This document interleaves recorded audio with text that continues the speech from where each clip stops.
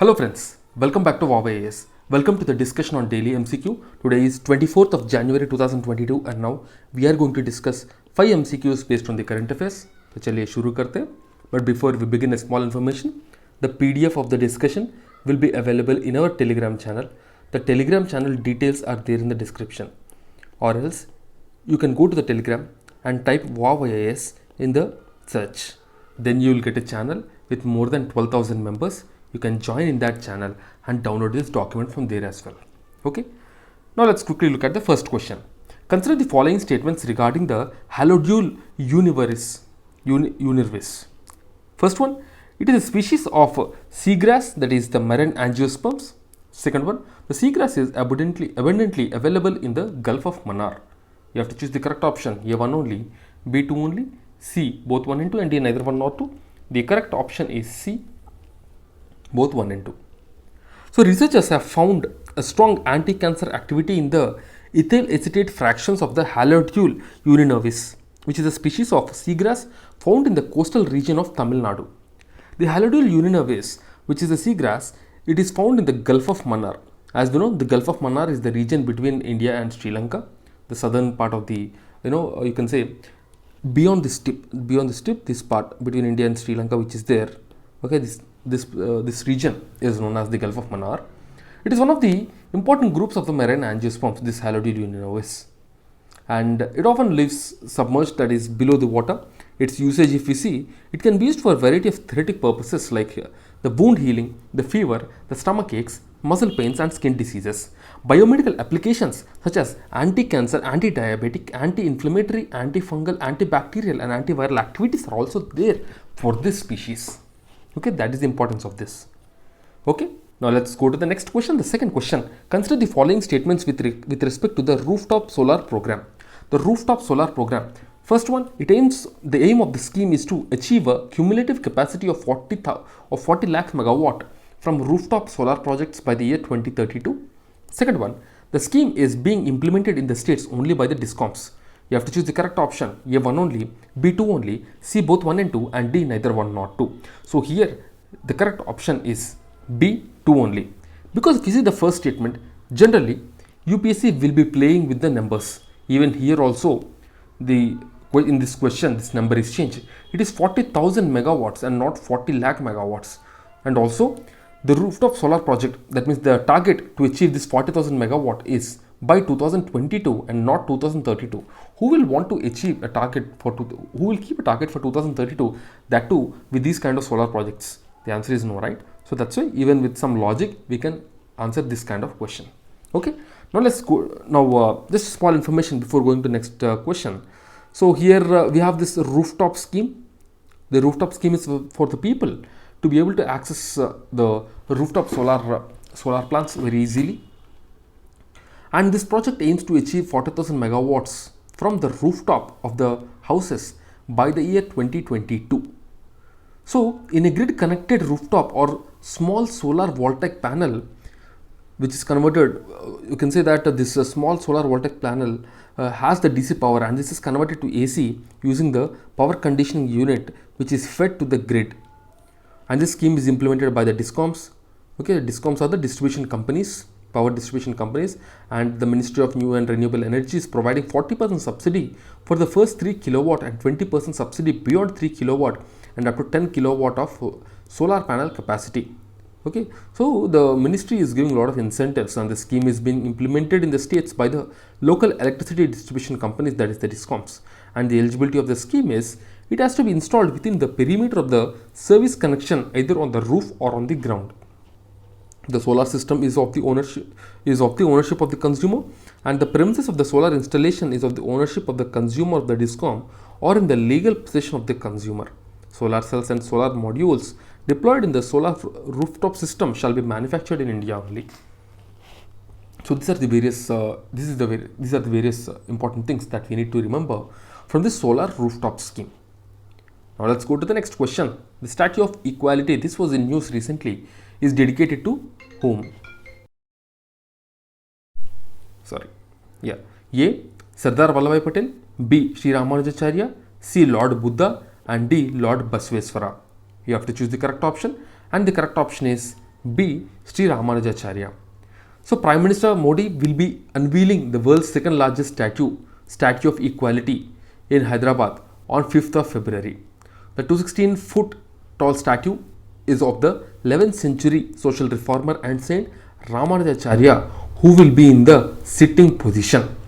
The world's second tallest statue is in a sitting position and is made up of Panchaloha, meaning the combination of 5 metals. What are these 5 metals? Remember, gold, copper, silver, brass and zinc.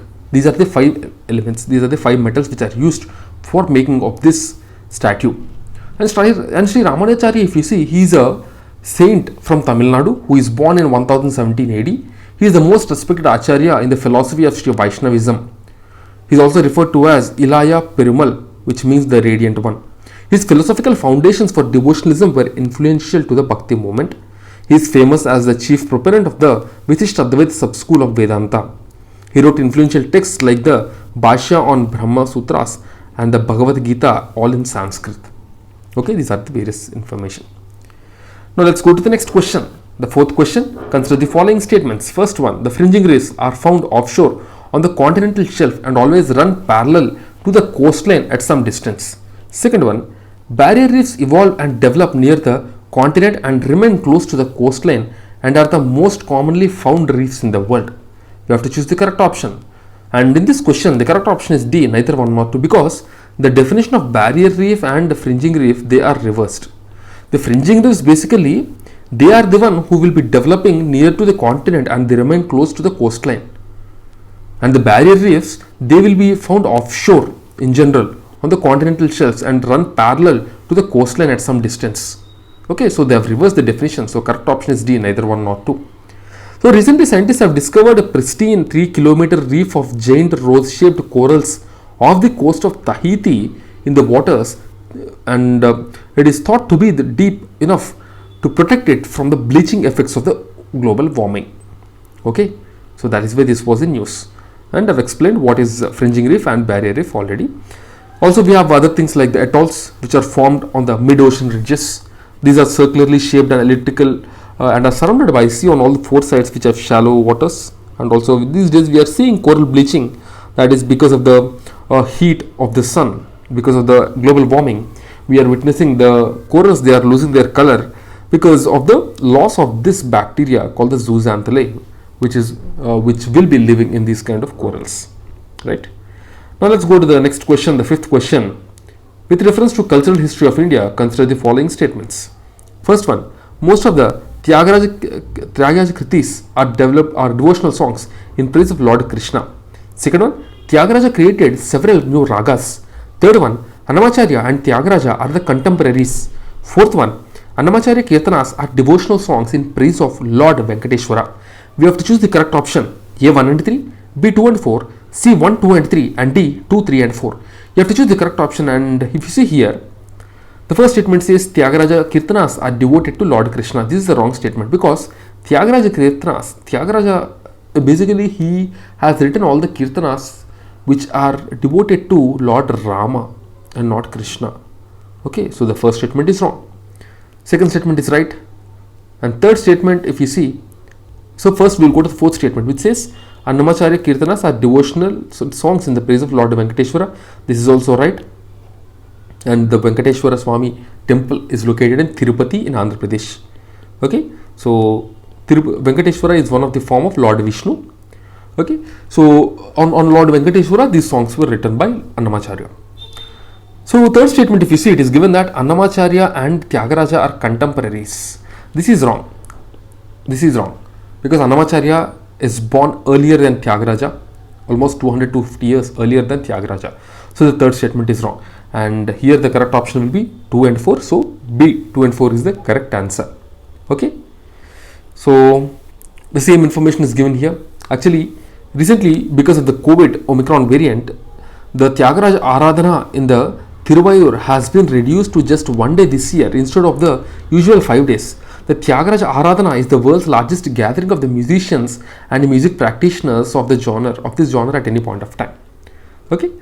So if you see Tyagaraja, he was born in the Tanjavur district of Tamil Nadu, and he was a 15th century saint.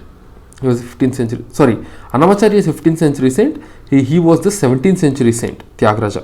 Okay, and Tyagaraja was the ardent devotee of Lord Rama and has written various kirtanas on Lord Rama, whereas Annamacharya has written devotional songs in the praise of Lord Venkateshwara. Okay, so the same information is given here. You can just pause and go through it once again.